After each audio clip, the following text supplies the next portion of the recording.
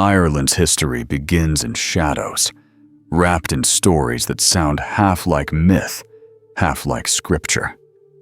At the edge of Europe, beyond the Roman world, and far from the centers of ancient empire, this island became a canvas where monks, storytellers, and visionaries painted one of the strangest origin tales ever written.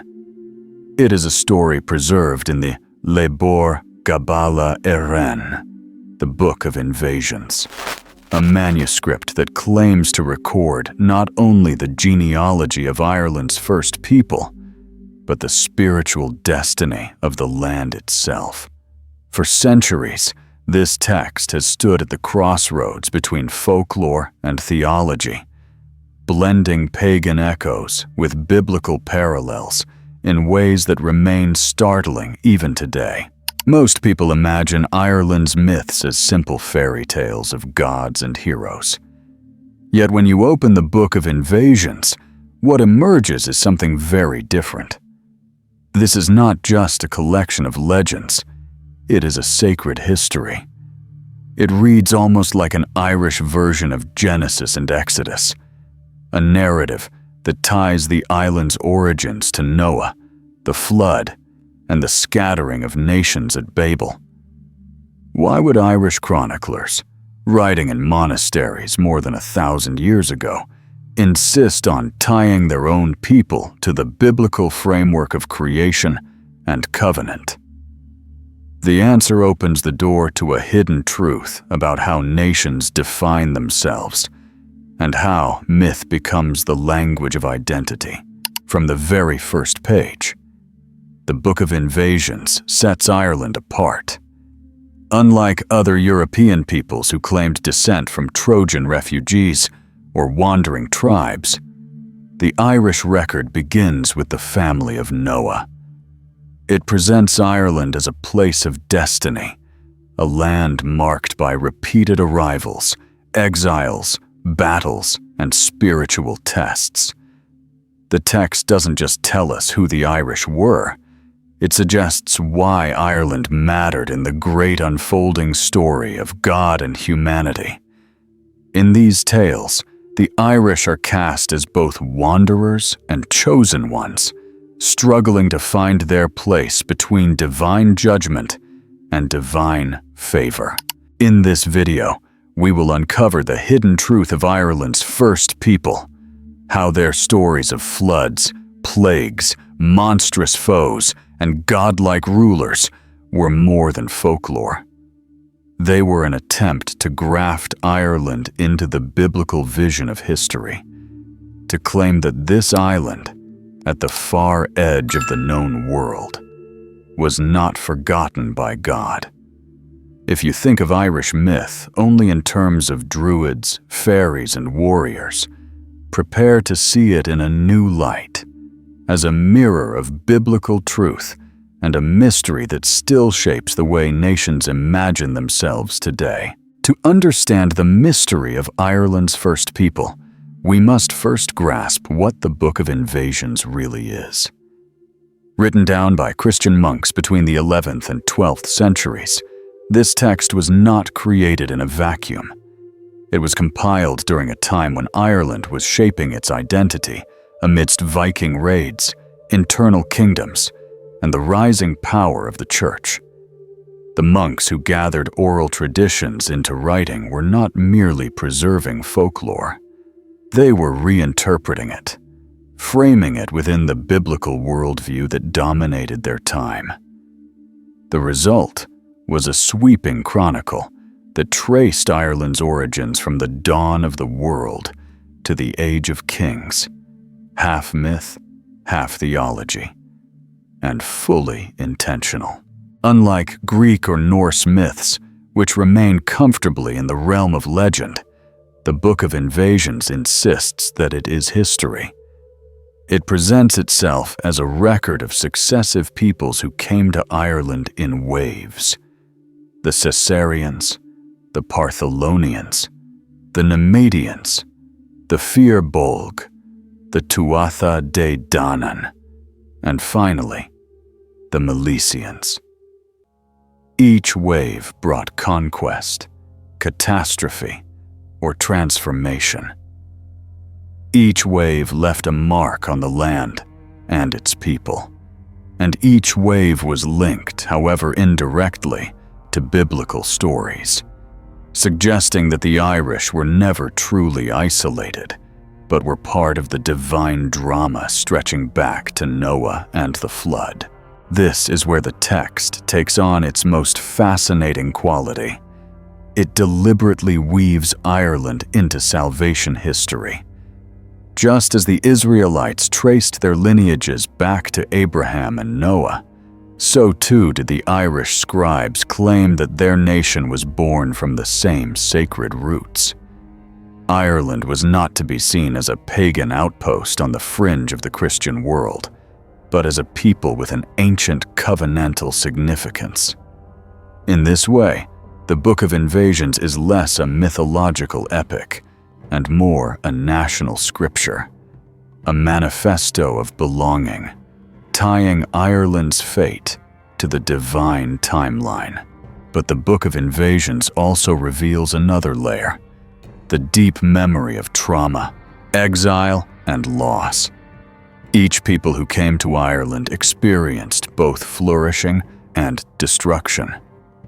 Floods drowned the first settlers, plagues wiped out entire populations, and monstrous foes enslaved or scattered survivors.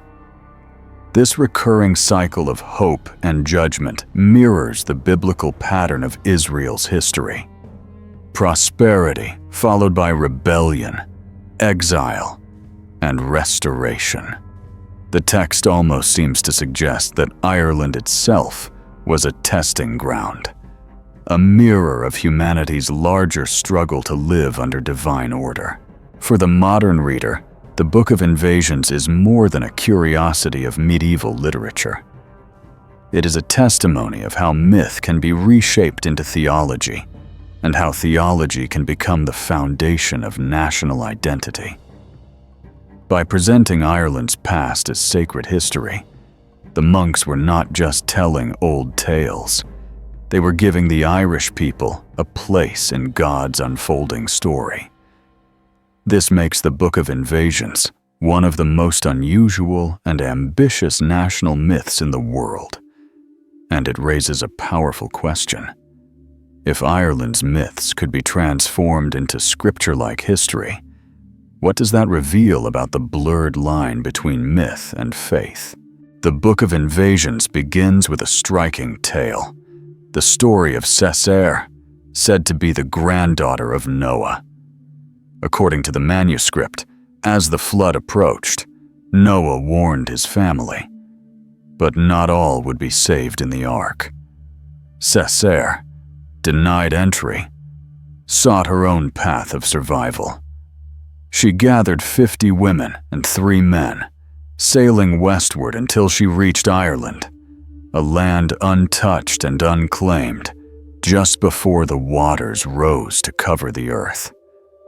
This strange opening does more than tell of a failed migration. It redefines Ireland's place in the biblical imagination. The very first attempt to inhabit the island was not part of God's plan of salvation, but an act of desperate rebellion. Cessair's company tried to carve a new beginning. Her followers spread across the landscape, establishing the very first settlements. But the narrative carries a haunting undertone. Though they sought refuge from divine judgment, they could not escape it. The flood eventually swept over them, leaving Ireland empty once again. Only one survivor remained, Fintan mac Bochra, who transformed into a salmon, then an eagle, then a hawk, and lived for thousands of years to witness the later invasions.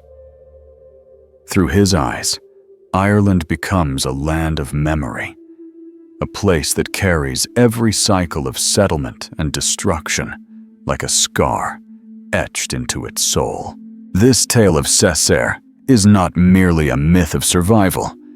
It is a theological statement, By linking Ireland's origins to Noah, yet placing Cessair outside the ark, the chroniclers implied something profound. Ireland's history begins with those who stand at the edge of covenant, neither fully chosen nor entirely forgotten. In biblical terms, this resembles the line of Cain or the nations born of Ham, figures cast into exile, yet still shaping the world. The Irish story therefore begins with tension. Are they part of God's plan, or forever outside of it? What makes this story even more intriguing is its symbolic resonance. The flood in Genesis represents the wiping away of corruption, the restarting of humanity under God's will.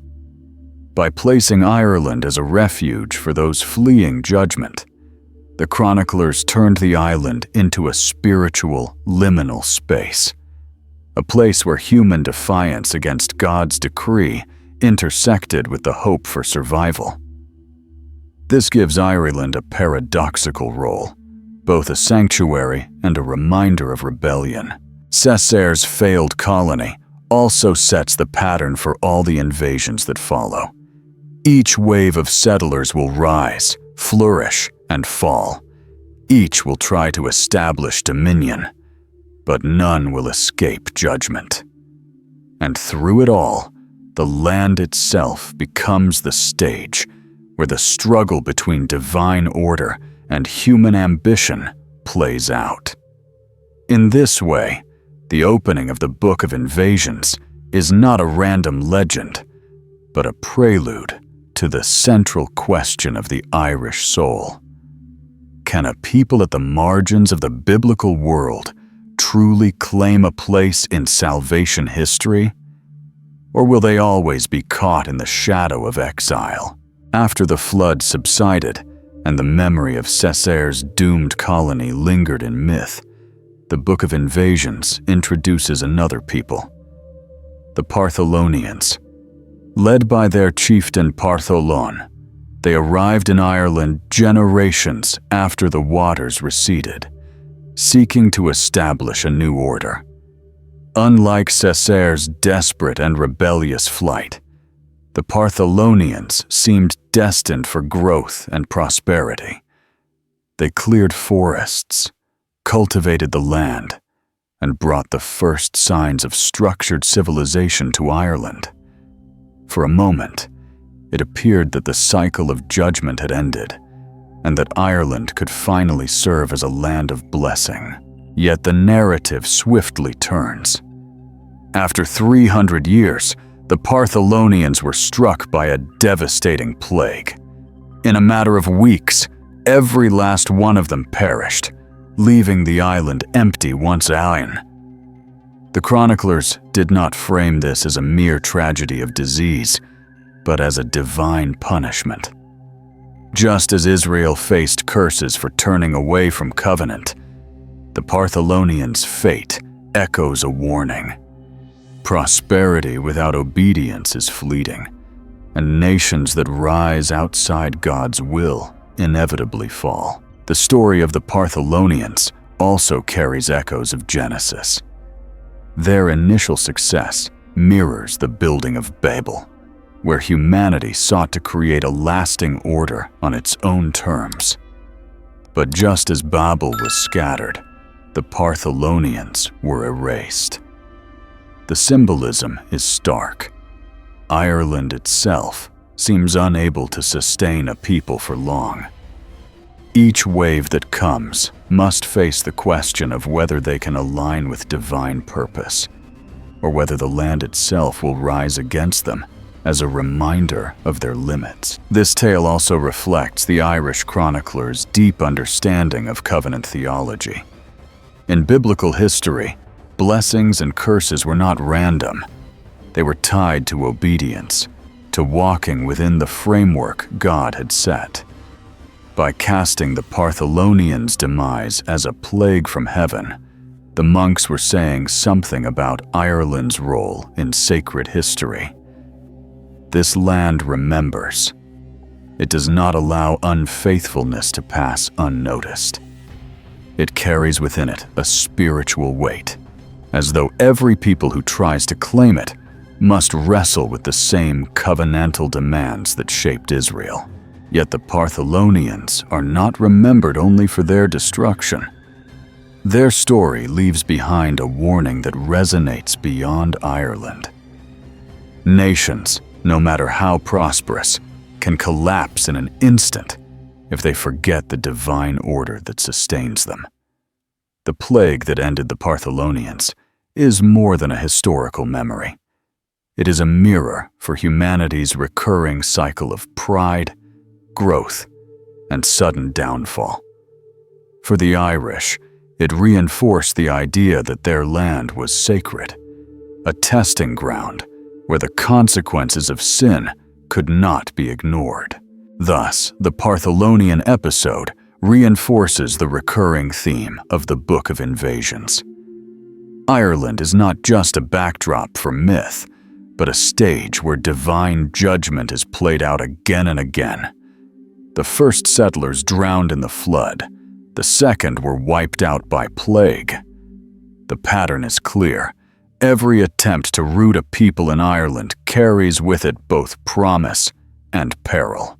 After the silence left by the plague that destroyed the Partholonians, the island did not remain empty forever. A new people arrived, the Nemedians, named after their leader Nemed, whose name is often translated as the Holy One or Sacred. Their entry into Ireland marks a dramatic new chapter in the Book of Invasions, one that blends hope with tragedy and sets the stage for one of the most enduring archetypes in Irish myth, the struggle between order and chaos. The Nemedians at first thrived. They cleared more land, built fortresses, and established places of worship.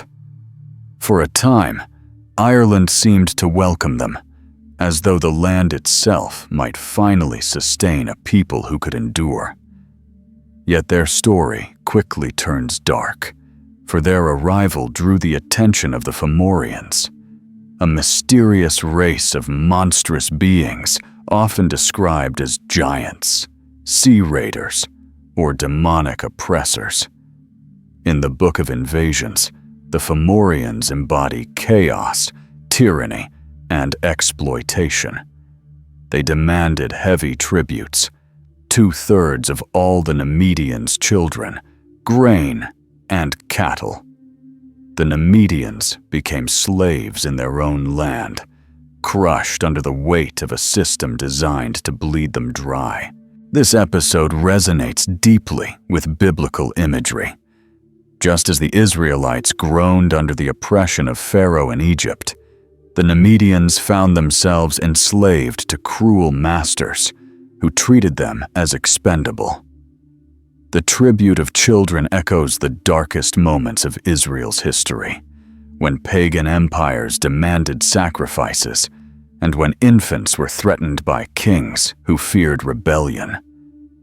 In the Irish text, the Fomorians are not just enemies. They are archetypes of spiritual bondage, representing the powers of darkness that enslave nations and destroy hope. The Nemedians did not remain passive. They rose up in rebellion, gathering their strength to challenge the Fomorians in a desperate battle. According to the tale, they managed to kill one of the Fomorian kings and briefly tasted freedom. But their victory was short-lived. The Fomorians retaliated with overwhelming force, and the Nemedians were slaughtered almost to extinction. A handful of survivors fled Ireland, scattering to the far corners of the earth. Ireland, once again, was left empty, scarred by blood and grief. The theological symbolism of this episode is profound.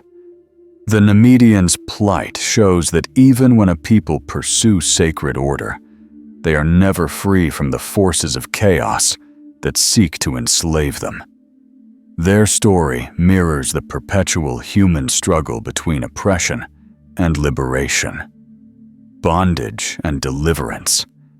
It also suggests that Ireland itself was seen as a battlefield for cosmic forces, its soil consecrated not by peace, but by struggle. In the grand design of the Book of Invasions, the Nemedians' rise and fall serve as both warning and prophecy. They remind us that every people who tries to claim the land must face its hidden powers. They also anticipate the later struggles of the Israelites, early Christians, and indeed all nations, who must wrestle with oppression before tasting freedom. The Nemedians did not survive, but their struggle echoes the biblical truth. Redemption often comes only through the crucible of suffering. When the Nemedians were scattered and Ireland lay empty once again, the Book of Invasions tells of two very different peoples who would come to shape its destiny: the Fir Bolg and the Tuatha De Danann. Their stories are not just myths of conquest and magic. They are theological allegories about slavery, liberation, and the contest between human inheritance and divine order. The Fir Bolg are remembered as descendants of the Nemedians who fled into exile. According to the tradition, they were enslaved abroad, forced into backbreaking labor, and oppressed for generations. Yet they returned to Ireland as a hardened people, ready to claim the land as their own.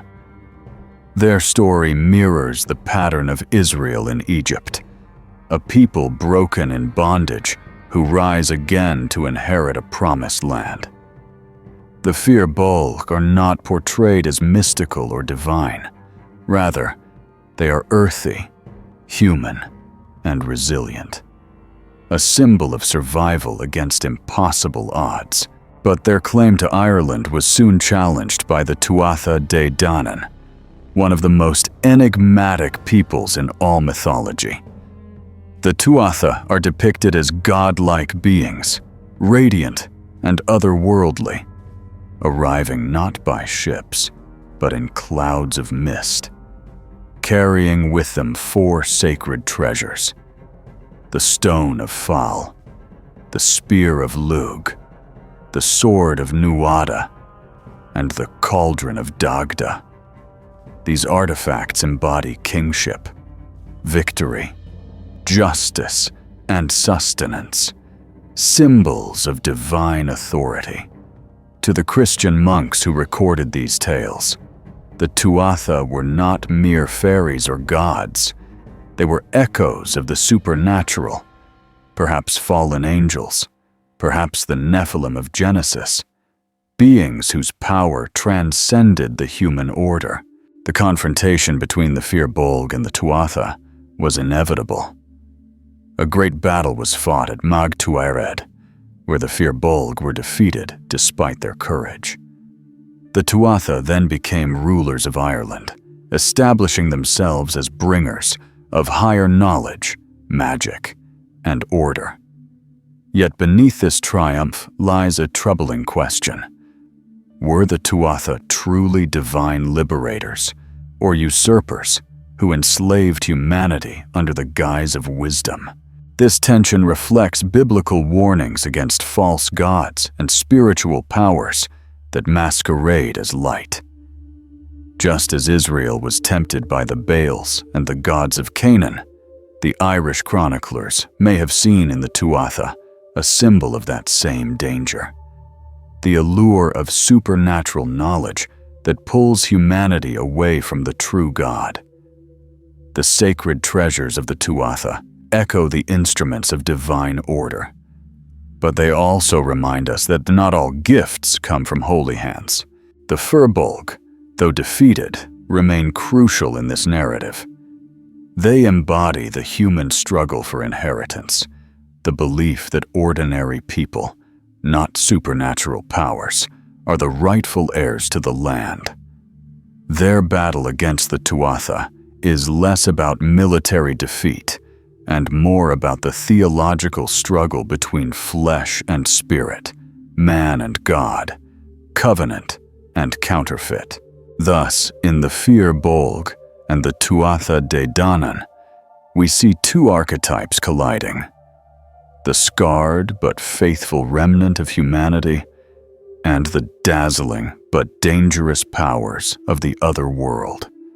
Ireland becomes the battleground where the question is posed again: will the land belong to men who endure suffering, or to powers who claim divine authority? The final and most decisive wave of settlers in the Book of Invasions are the Milesians, the people from whom the Irish are said to descend. Their story begins far from Ireland, tracing their lineage back through Mila Spine, a figure often connected to Spain, and ultimately back to the ancient line of Japheth, son of Noah. Unlike the Fear Bolg or the Tuatha De Danann, whose stories were filled with exile or otherworldly origins, the Milesians are framed as very human and very deliberate heirs to the land. Their arrival marks the climax of the narrative, where myth, theology, and national destiny converge. The Milesians came not as wandering survivors or supernatural beings, but as conquerors with a clear claim. According to the text, they challenged the Tuatha De Danann for possession of Ireland, and a series of battles and negotiations followed. What makes this episode so striking is the way it mirrors biblical conquest narratives, especially Israel's entry into Canaan. Just as Joshua led the Israelites to claim their promised land from the peoples who dwelt there before them, the Milesians were portrayed as taking Ireland by divine right, subduing even the mighty Tuatha, who had ruled with their magical treasures. The Tuatha did not vanish entirely. According to the story, they retreated into the Shee, the Hollow Hills, becoming the fairy hosts of later Irish folklore. But above the surface, the Milesians established dominion. This transition carries a powerful symbolic message. The supernatural rulers were banished underground, while humanity, rooted in Noah's line, claimed the earth. It was a rewriting of Ireland's myth into biblical categories, aligning the nation's destiny with God's unfolding history. The Milesians' role as chosen people was no accident. By connecting them to Japheth, the monks who compiled the Book of Invasions placed the Irish squarely within the biblical framework of nations. This was not simply about myth-making. It was a theological claim. Just as Israel was chosen to bear God's covenant, so too the Irish could see themselves as a people marked out for a unique destiny, woven into the same sacred story. But there is another, deeper layer to this narrative. The Milesians' conquest can also be read as a warning about the human desire for chosenness. Every nation wants to see itself as special, guided by divine providence, destined for greatness. The Book of Invasions offered the Irish that very identity, yet at the cost of absorbing myth into theology and reshaping scripture into national history. Was this a genuine revelation of divine purpose or a projection of human longing? The tension remains unresolved, but it reveals something timeless: the human drive to belong to God's story, even at the edges of the world. In the end, the Milesians cemented their place as the final wave, the rulers who gave Ireland its people and its name. But beneath the tale lies the unspoken question: were they truly chosen?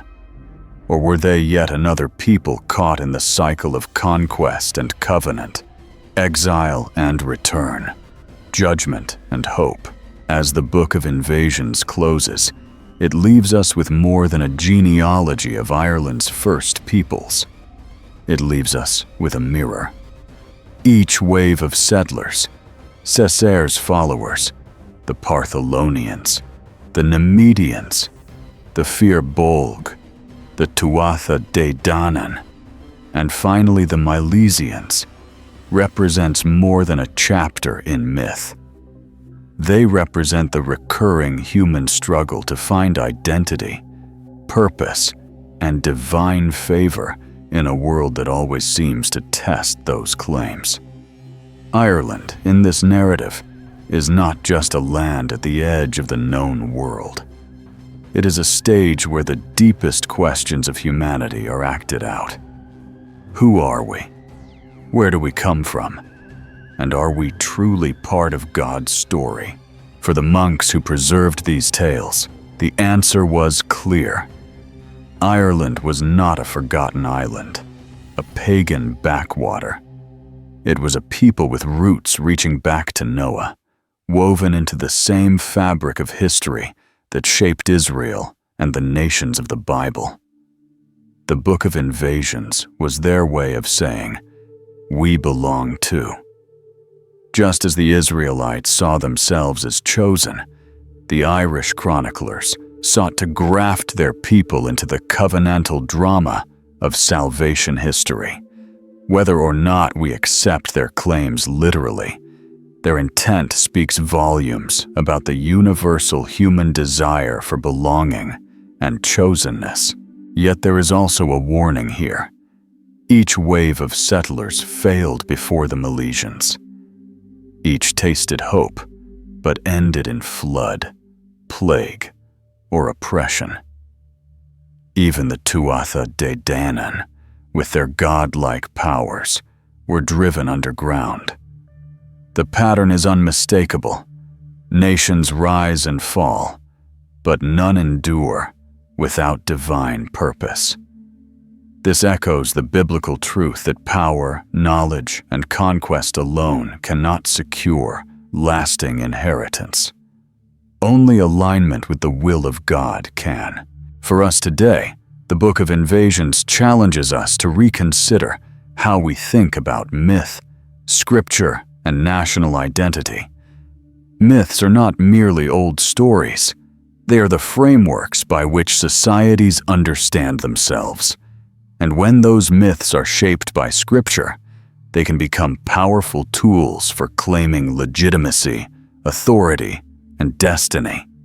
But they can also reveal our deepest fears, that without God, even the most glorious civilizations will fade into memory. So why does this matter now?